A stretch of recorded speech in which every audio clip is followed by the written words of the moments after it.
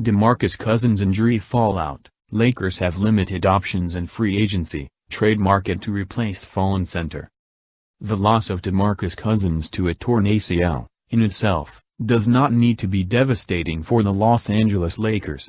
According to SportsLine, their expected win total falls only from 53 to 52.3 without him, and those projections still have them as the number 2 seed in the Western Conference. The problem for the Lakers comes in the timing. August isn't an opportune time to replace anyone, especially a high-upside signing. The best free agents, and even the decent ones, have all signed by now, leaving the Lakers with very few playable centers to choose from. The trade market isn't much better. Few teams are looking to give away actual contributors with only weeks remaining before training camp, but even if they were, the construction of the Lakers roster makes that impossible. Most of their players were signed in free agency, making them untradeable until December 15th. No matter what they do, the Lakers are making an imperfect choice. If they act now, they would probably be adding a fairly limited player. If they wait, they could find someone better, but that adds a layer of uncertainty to their season. So let's walk through the 4 realistic paths they could take to replacing Cousins in their rotation, and what kinds of players would be available to them in each scenario. The immediate option, free agency. Anyone who is a free agent on August 15th is a free agent for a reason. Every player remaining has a visible flaw, a defect glaring enough to scare away all 30 teams. These players are all available immediately and could potentially give the Lakers backup minutes, but none come with the potential Cousins brought. Joakim Noah. Noah was excellent as a backup for the Grizzlies last season. His defense, energy, passing and IQ make him a perfect fit off of the bench. But his relationship with LeBron James has been contentious in the past, and he doesn't exactly have a clean bill of health himself. Kenneth Faried thrived at center offensively for the Houston Rockets last season, but has spent most of his career at power forward. Defense is the primary reason for that. Faried just can't hold up at center on that end of the floor, so the Lakers would either need to handcuff him to Davis, essentially defeating the purpose, or accept that lineups featuring him are going to give up a ton of points. Ryan Anderson. Anderson is in much the same position as Faried, a former Rocket who can help offensively, but not defensively. James has done well with shooting big men in the past, but Anderson has his own health concerns and he is downright unplayable in the postseason. Dwight Howard. Howard suited up only 9 times for the Washington Wizards last season, but when he was last healthy, he had a very good season for the Charlotte Hornets. He will likely be waived by the Memphis Grizzlies eventually, and when he does, the Lakers should at least consider the possibility of a reunion. The ongoing option, an internal replacement. The Lakers may have only one other true center on their roster in JaVale McGee, but they have plenty of power forwards who could potentially slide over to center in a pinch. If they don't sign a player now, odds are they plan to use training camp and the preseason to experiment with some of the pieces currently in place. These are their internal options at center. None are ideal, but the Lakers will likely experiment before the season just to be safe. Kyle Kuzma. The Lakers went down this road last year. It did not end well defensively. Reports have indicated that the same has been true with Team USA. The Lakers may give this look a whirl in super small lineups, but it won't be something that they rely on. LeBron James. The Lakers actually found success last season in short stints with James flanked by 4 shooters, but his ball handling load is already enormous. Asking any 34-year-old to defend centers and play point guard offensively is just unrealistic.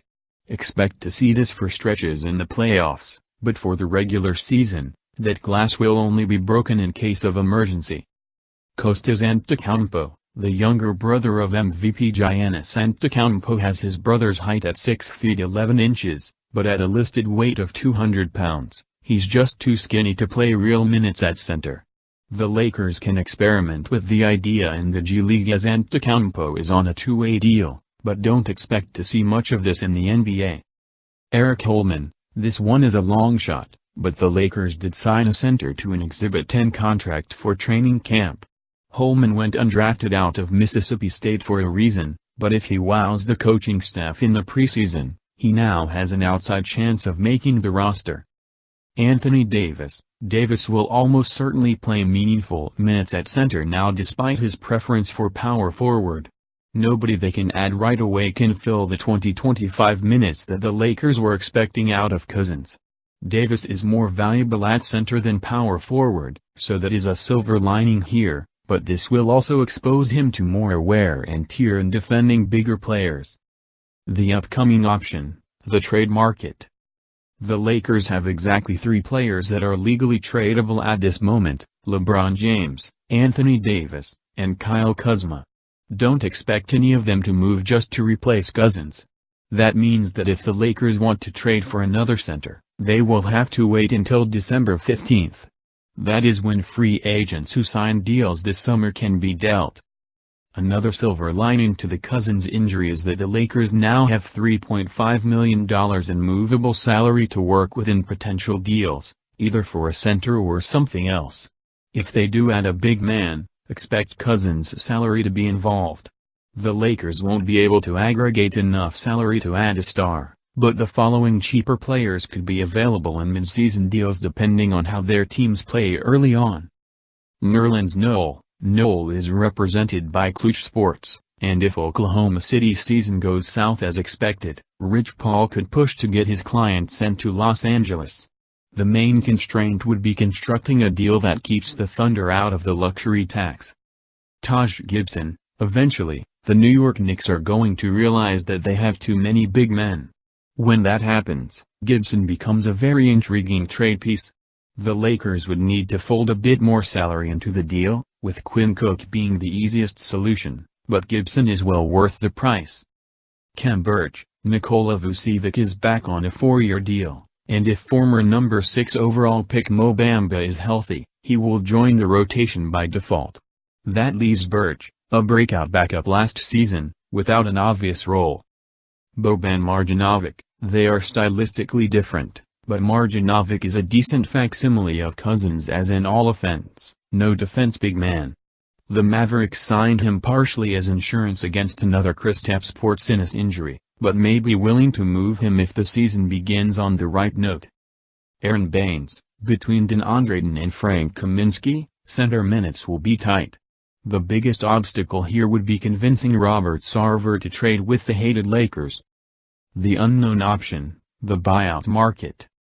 The 2020 free agent market is considered weak because it lacks star power, but there is plenty of depth to go around. Inevitably, some of that depth is concentrated on bad teams, and when February rolls around, some of those teams are going to want to buy their upcoming free agents out to save some money and create minutes for their younger prospects. There are no guarantees when it comes to buyouts. Both the player and the team need to be on board, and once a player hits the market, there is usually fierce competition. Relying on any of these players hitting the market would be very risky for the Lakers, and the wait would nearly defeat the purpose. But Cousins' injury could earn the Lakers a disabled player exception worth half of his salary. That $1.75 million could give them an advantage in buyout recruiting in February, and if they haven't found another big man by then, don't be surprised if they seek one out after the trade deadline. Tristan Thompson. Thompson obviously has a history with James, and while Cleveland could probably squeeze some value out of Thompson in a trade, it should also be noted that Cleveland is nearly at the luxury tax as is for a lottery roster. If they can save money in a buyout, it makes sense for them to do so. Myers Leonard. The Heat plan to be competitive next season, but they created a hard cap by acquiring Jimmy Butler in a sign-and-trade. They are pressed right up against that hard cap as is, and if they needed to create some extra money to maneuver with during the season, a buyout would be a creative way to do it. The Heat have plenty of centers as is, and Leonard is redundant with Kelly Olynyk in place. Bismack Biyombo. Biyombo is known for his bad contract, but in limited minutes, he is still a solid rim protector and lob finisher. He is almost certain to be bought out by the tanking Hornets, who are among the league's more frugal franchises. Miles Plumlee. It has been years since Bilesa Plumlee has been productive in the NBA, but he was once promising enough to garner a $52 million contract. Perhaps he could still contribute to